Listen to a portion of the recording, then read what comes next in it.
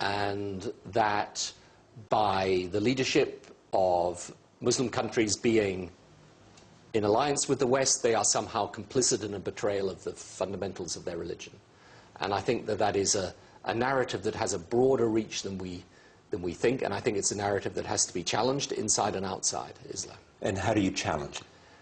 You challenge it primarily by actually empowering and supporting those within Islam who will stand up and say, and there are many of them, that is nonsense. Actually, Islam will sort out its own problems.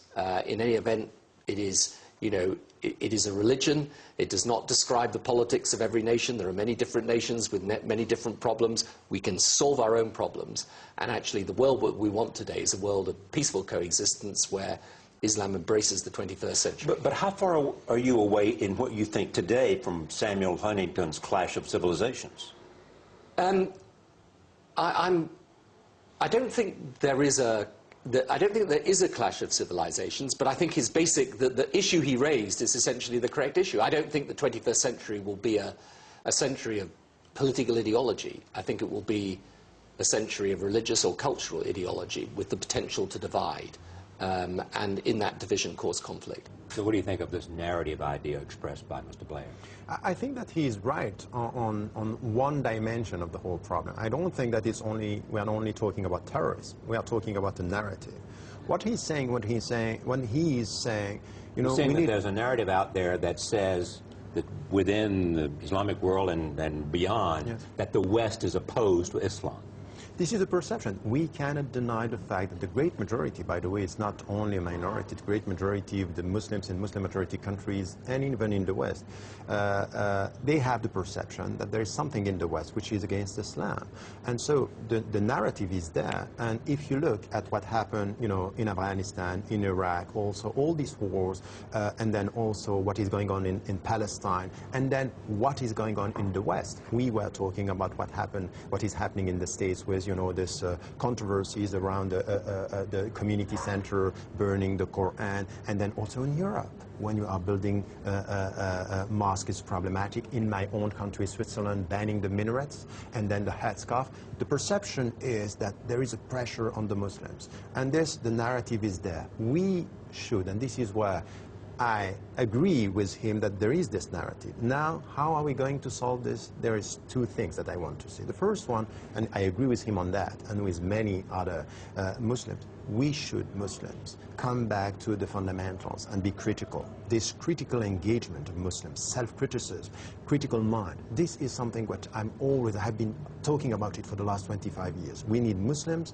with deep faith and critical minds to be able to look at our own failures from within and to build, and not to be the victims, not to play the victim mentality, not to be the object of the history, but to be the subject of our own history. Which you hope that Catholics will do, and Jews will do, and Buddhists will do, and everyone else. Right. It's to be a human being, by the way. It's just to be a subject.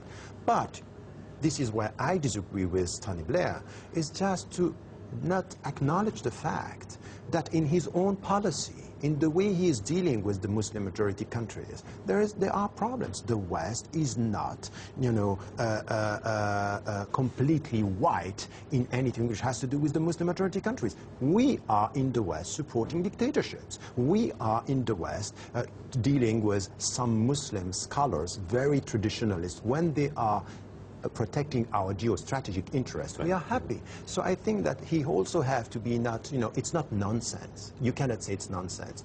It's not a black and white picture, but there are things to be said. When, for example, George Bush said, these people who are doing what they are doing are against our values and our democracies, and this is the only reason he's giving, I think that they are wrong. We condemn what they are doing as Muslims, but it's not only this that they are blaming. They are blaming the United States of America and the European countries sometimes to be in contradiction with their own values. So it's not nonsense, and I think that I would like, as a European, I would like as a Western citizens, to be able to talk with my own governments and say, if you want to change this perception, you have to be more consistent with your own values. You cannot promote democracy within and just deal with dictatorships outside and tell them. Because you think it serves your geostrategic interests. Exactly. And when in fact the people who are there may very well perceive it as you are against us. Exactly. You know, Which is exactly it. It's because as you were simple- supporting, in our judgment, people who were oppressing us. Exactly. Exactly. And Yes. what is the necessity of modernization and Islam? It's a very important topic. You know, I have been working on that field for the last 20 years, working on how do we go for, you know, there is an Islamic Arabic concept called ijtihad. How do you reform? You have a critical reasoning interpretation on the text. You are not just reading the text literally, you are contextualizing them. And I reached a limit where I was, and this is why I wrote a book called Radical Reform, Islamic Ethics and Liberation. We need a liberation. Islam doesn't need reform, but the Muslim minds need to be reformed, our interpretations. So I would say that from within, the Muslims, the way they read the text, the way they contextualize the text, the way they deal with surrounding cultures, not to confuse being Muslim with being an Arab, not to Arabize Islam, not to culturalize our religion. We have principles, but the universality of these principles is that we can take for all the cultures and just be consistent with our values. And we have to work on many fields. And in the book, I'm talking about, you know, social issues, women, very important, sciences. In the past, we are so great with sciences, and it's as if now we have nothing to contribute with. I think it's just not acceptable from a very old tradition, very old civilization, not to be involved in anything which has to do with scientific discoveries and technologies. So we have to Because it reform. puts a lock on your own potential. Exactly. And I think that this is where, as Muslims, we have to work. And this is what I call this reform. You know, there are two ways to speak about reform. Adaptation reform, when you just adapt yourself to the current situation of the world, or transformational reform, to try to change this world for the better. And I think that every one of us, atheist, agnostic, Jew, Christian, Muslim, Hindu, Buddhist, if we are consistent with our values, we only know one thing that we have in common.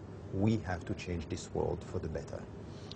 The quest for meaning, Tariq Ramadan, developing a philosophy of pluralism, and this also, what I believe, from the author of Western Muslims and the Future of Islam at St. Anthony College at Oxford. Thank you. Thank you so much. Thank you for joining us.